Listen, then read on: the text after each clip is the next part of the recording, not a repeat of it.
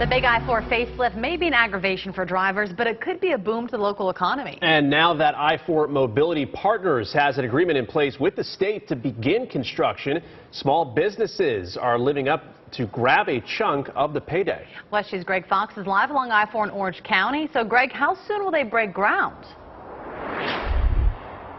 The plan is to break ground somewhere in the first or second week of February. They want to get that done pretty much in the early part of the year to get construction underway. And part of that construction, of course, will involve paving and striping and the otherwise widening of what's going on here on I-4 between Kirkman Road area and Altamont Springs. But included in that is a need for small business owners to be invested in the project, and that process starts right now.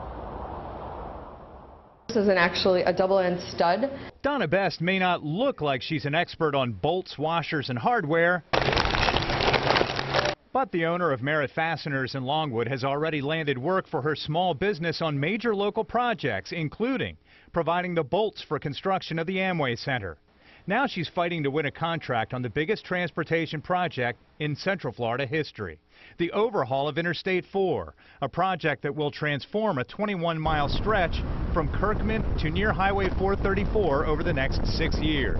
It includes 75 bridges for which Merritt could provide the hardware. I mean, it's so important that they do focus on keeping the business local so we can provide the fasteners or the nuts and bolts to any of these bridges. The I-4 Ultimate will add 4 toll lanes to the middle and reconstruct the existing free lanes to make I-4 more tolerable.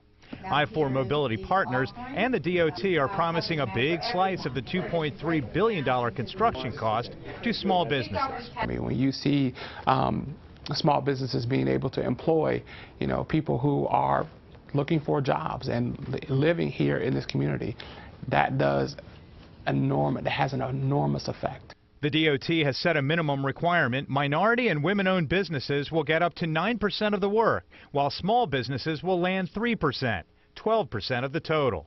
That's about $200 million worth, and Merritt Fasteners hopes to be in the running. Well, for us, I mean, if they keep the business local and to small business owners and enterprises, I mean, it can make us or break us. Now, right now, small business owners can go to the I-4 Mobility Partners website and they can register. And then coming up on October 1st, there's a seminar that will help them to begin to go through that process of trying to bid on some of these contracts. Again, groundbreaking for the I-4 Ultimate scheduled sometime around February. Live in Orlando, Greg Fox, WESH 2 News.